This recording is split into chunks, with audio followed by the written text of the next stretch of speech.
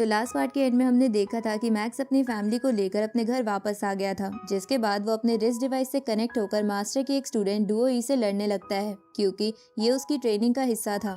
लेकिन मैक्स कुछ देर तक तो डुओई से बस पिटकर मरता रहता है। लेकिन एक वक्त आता है जब मैक्स डुओई का अटैक रोक पा रहा था, क्योंकि उसकी स्पिरिचुअल एनर्जी सेकंड लेवल पर पहुंच गई थी। लेकिन ये भी काफी नहीं थी, इसलिए मैक्स फिर से अर्थ से बहुत ज्यादा ग्रेविटी में डुओई से लड़ने लग गया था। अब आगे तो इस पार्ट की शुरुआत में हम मैक्स को देखते हैं, जो ट्रेनिंग के लिए फिर से डुओई के पास आ जाता है। तो डुओई अपने क्यूब को बटरफ्लाईज में बदलकर मैक्स पर अटैक करती है, जिसे देखकर मैक्स अपने आप को प्रोटेक्ट करने के लिए हेवनली शटल की शील्ड बनाकर अपने सामने रख लेता है। लेकिन वो बटरफ्लाईज मैक्स की शील्ड के साइड से निकल जाती है। तभी मैक्स को अपने कॉन्शियसनेस में अपने एनर्जी सोर्स के पास एक अजीब सी चीज महसूस होती है, लेकिन मैक्स को समझ नहीं आता कि वो क्या है। उसी वक्त डुओई मैक्स पर अटैक कर देती है और ये सिलसिला आगे भी चलता रहता है। अब 1 साल बीत जाता है और हम बबाता को देखते हैं, जो स्पेस क्राफ्ट के लिए स्पेयर पार्ट्स ढूंढ रही थी, लेकिन उसे अब तक राइट मटेरियल नहीं मिल पाया था, जिसकी वजह से बबाता निराश हो जाती है और मैक्स की फाइट देखने लगती है। तभी बबाता मैक्स की बॉडी मूवमेंट को हैरानी से देखती है, क्योंकि उसे वो जानी पहचानी लग रही थी। इधर मैक्स अब अर्थ की ग्रेविटी से 3100 टाइम्स ज्यादा ग्रेविटी में डुओई से लड़ पा रहा था, जहां इसमें उसका साथ वो रटन क्लाउड भी दे रहा था। इधर बबाता और भी मटेरियल्स देखने लगती है, जहां वो उन्हें देखते हुए बोलती है कि मैक्स अब 210 टन तक के वेट को उठा सकता है, लेकिन अब भी उसे स्ट्रेंथ के लेवल 3 पर पहुंचना बाकी है। इस तरफ जब मैक्स डुओई से लड़ रहा था, तभी उसे अपने एनर्जी सोर्स में हलचल महसूस होती है। उसी वक्त डुओई मैक्स को पंच मारकर पीछे फेंक देती है, जिसकी वजह से मैक्स पीछे वाली दीवार पर जाकर गिरता है और बबाता से अपनी स्पिरिचुअल एनर्जी के थ्रू कहता है कि मेरे कॉन्शियसनेस में कुछ अजीब हो रहा है। इस पर बबाता मैक्स को बताती है कि वो मास्टर की बनाई हुई सोल सील है, जो मैंने तुम्हारे अंदर डाल दी थी, लेकिन अभी वो फ्यूजन स्टेज पर ही है, इसलिए तुम्हें थोड़े समय के लिए उसकी वजह से बहुत परेशानी होगी। इस तरफ मैक्स को सील की वजह से बहुत पेन हो रहा था, जिसे डुओई भी देख पा रही थी, लेकिन वो फिर भी अपना अटैक नहीं रोकती।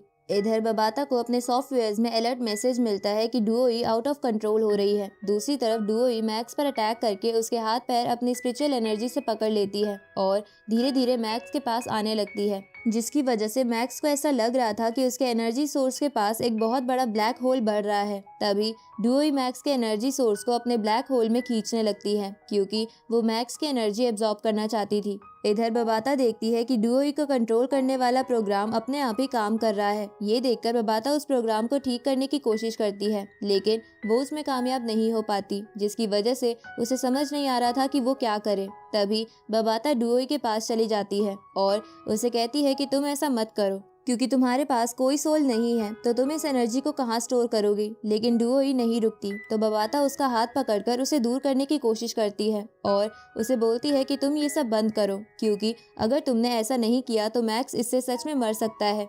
पर डुओई बबाता की एक भी बात नहीं सुनती और मैक्स के कॉन्शियसनेस में जाकर उसे कहती है कि तुम्हारी जिंदगी अब मेरी है। इधर मैक्स को ऐसा लग रहा था कि धीरे धीरे उसकी बॉडी से सारे इमोशंस और मेमोरीज गायब हो रही है। तभी उसे बबाता की आवाज आती है, जो उसका नाम पुकार रही थी। तो ये सुनकर मैक्स सोचता है कि वो इस तरह से मरकर अपने सालों की मेहनत वेस्ट नहीं कर सकता। तो अब ये सोचकर मैक्स अपने एनर्जी सोर्स को डुओई के ब्लैक होल में जाने से रोकने के लिए अपनी पूरी जान लगा देता है, जिसकी वजह से डुओई का ब्लैक होल डिस्ट्रॉय हो जाता है। जिसके बाद बबाता के मास्टर की सील अपनी मैग्नेटिक फील्ड से मैक्स के एनर्जी सोर्स को फिर से ठीक कर देती है। इधर डुओई को भी एहसास हो गया था कि मैक्स की स्पिरिचुअल एनर्जी धीरे धीरे बढ़ती ही जा रही है। तभी मैक्स की स्पिरिचुअल एनर्जी लेवल 3 पर पहुंच जाती है, जिसकी वजह से वहाँ बहुत बड़ा ब्लास्ट होता है, जिसके कारण डुओई और बबाता दूर जाकर गिरते हैं। उसी वक्त मैक्स अपनी स्पिरिचुअल पावर की मदद से हवा में उड़ने लगता है। साथ ही अब उसकी स्पिरिचुअल एनर्जी बहुत ज्यादा बढ़ गई थी और जब ये सब डुओई देखती है तो उसे मैक्स में अपने मास्टर की छवि दिखती है।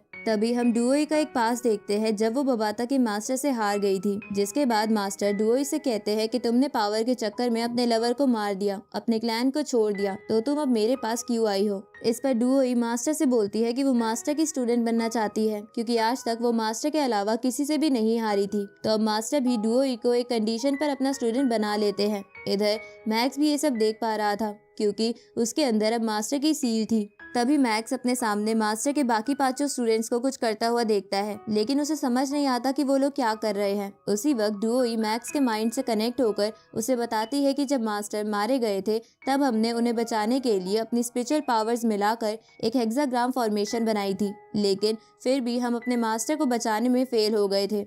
इसके बाद डुओई मैक्स से कहती है कि तुम्हें पता है कि मैंने तुम्हारे साथ ये सब क्यों किया था, क्योंकि वैसे तो मैं बहुत जी चुकी, पर जब भी मुझे लगता है कि मैं मर जाऊंगी तो मुझे बहुत डर लगता है। ये सुनकर मैक्स डुओई से बोलता है कि मौत तो लाइफ का ही एक पार्ट है, एक ना एक दिन तो हर किसी को मरना ही है। इस पर डुओई कहती है कि ऐसा नहीं है, अगर तुम बहुत ज्यादा स्ट्रांग हो तो तुम लाइफ के इस रूल को बदल सकते हो, लेकिन मेरे पास ऐसा करने की ताकत नहीं थी। आगे बबाता मैक्स को कांग्रेट्स बोलते हुए कहती है कि तुमने डुओई को हराकर अपने फर्स्ट टेस्ट को पास कर लिया है। ये सुनकर मैक्स थोड़ा खुश हो जाता है। तभी डुओई बबाता को कहती है कि भले ही ये इमेजिनरी लाइफ है, पर मुझे इसमें जिंदा करने के लिए तुम्हारा शुक्रिया। अब ये कहते हुए डुओई गायब हो जाती है, लेकिन वो जाने से पहले मैक्स से कहती है कि तुम मास्टर के नाम को कभी नीचे मत गिरने देना। अब डुओई के गायब हो जाने के बाद बबाता मैक्स से कहती है कि मुझे पूरा विश्वास था कि डुओई तुम्हें नहीं मार सकती है। ये सुनकर मैक्स कहता है कि अपनी बकवास बंद करो, क्योंकि अगर मेरी स्पिरिचुअल पावर लेवल 3 पर नहीं पहुंचती तो मैं अभी जिंदा नहीं होता।